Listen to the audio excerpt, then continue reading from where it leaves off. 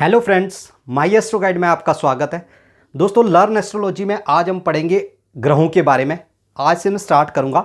आज तो सिर्फ मैं आपको ये स्कोप बता रहा हूं कि आगे हम क्या क्या रीड करने वाले हैं प्लैनेट्स के बारे में, राशियों के बारे में, ज़ोडिएक साइन के बारे में मैं ऑलरेडी डिस्कस कर चुका हूं, सब कुछ बता चुका हूं। अगर आपने नहीं देखा है तो आप जा करके प्लेलिस्ट में जा करके देख सकते हैं। ठीक है, आज से हम पढ़ेंगे ग्रहों के बारे में, प्लैनेट्स के बारे में। तो चलिए हम प्लैनेट्स के बारे में क्या क्या आगे कवर करने वाले हैं और उसके बाद हम सीधा प्रेडिक्शन पार्ट पे आ जाएंगे बिना कोई टाइम गवाए। चलिए स्टार्ट करते हैं। तो हम सबसे पहले पढ़ेंगे ग्रहों के गुण स्वभाव, मतलब ग्रह के बारे में ब्रीफ थोड़ा सा कि वो ग्रह क्या होता है, उसका क्या नेचर है, स्वभाव क्या है, वो सारा का सारा हम पढ़ेंगे।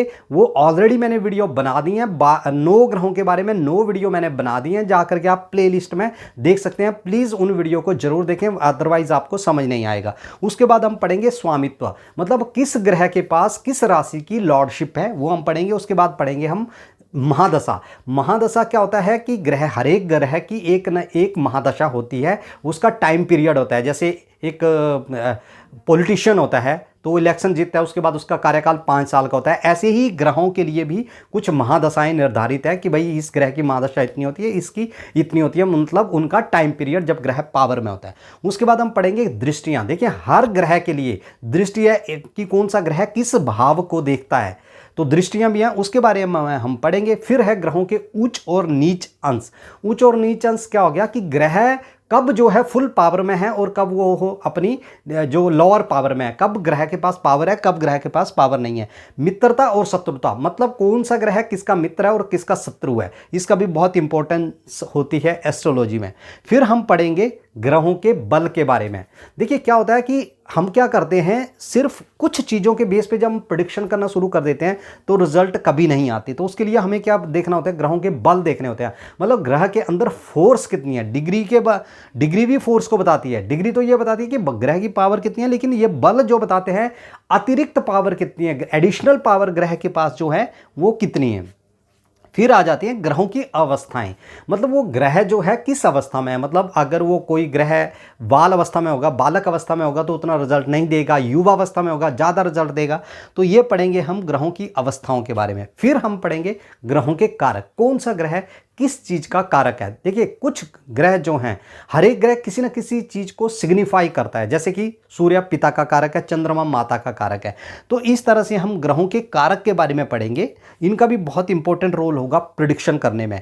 उसके बाद हम पढ़ेंगे अस्त ग्रह क्या होते हैं, बहुत ही इंपॉर्टेंट है ये, कौन सा ग्रह अस्त है, क्या है, क्या अस्त ग्रह क्या होते हैं, ये सारी डिटेल हम जानेंगे। फिर होते हैं वक्री ग्रह। अब वक्री ग्रह क्या होते हैं ये हम पढ़ेंगे उस चैप्टर में पूरा का पूरा। और फिर उसके बाद आता है ग्रह युद्ध, मतलब ग्रह युद्ध क्या होता है कि कौन सा ग्रह किसके साथ जो है वो लड़ाई में इन्वॉल्व है। फिर उसके बाद आएगा कि प्रत्येक लग्न के लिए योग कारक प्लैनेट की, मतलब किस लग्न के लिए कौन सा प्लैनेट जो है योग कारक है। बहुत इंपॉर्टेंट चीजें हैं, इसमें से कुछ भी मिस मत करना दोस्तों। अगर आपने कोई एक चीज मिस कर दी आपको प्रेडिक्शन करने में दिक्कत होगी।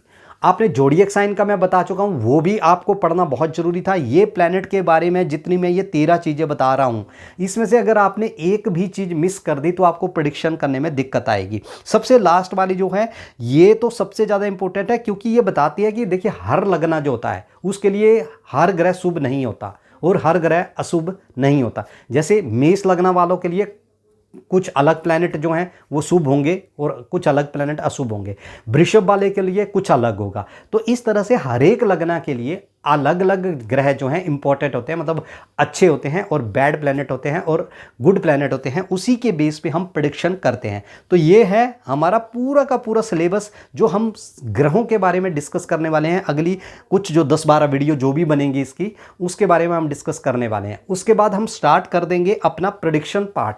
जैसे कि मैंने आप लोगों को पहले ही वादा किया था, प्रॉमिस किया था कि प्रेडिक्शन में आप लोगों में से जो भी हमारे व्यूअर हैं, जो भी हमारे दर्शक हैं, उसी में से किसी एक की कुंडली लगा करके हम प्रेडिक्शन करते चलेंगे और वो बंदा फिर बताता चलेगा कि हाँ भाई ये बात सही है या नहीं है। देखिए माई एस्ट्रो गाइड क्या है, आपका अपना रिसर्च सेंटर है, तो इस पे हम रिसर्च भी करते चलेंगे और हम एक दूसरे हर एक किसी ना किसी की एक कुंडली, जिस कुंडली में ज़्यादा से ज़्यादा इवेंट्स हुए हों उसको हम देखेंगे और उसके बेस पे हम आगे डिस्कशन करेंगे। तो चलिए स्टार्ट करेंगे अपने नेक्स्ट उससे टॉपिक से, स्वामित्व से, गुण स्वभाव मैंने बता दिया कि मैं वीडियो बना चुका हूं, आप जाकर के प्लेलिस्ट में देख सकते हैं हर ग्रह के बारे में। हम नेक्स्ट वीडियो जो लेके आऊंगा मैं, वो लेके आऊंगा ग्रहों के स्वामित्व और महादशा एक साथ लेकर के आऊंगा। तो तब तक के लिए धन्यवाद।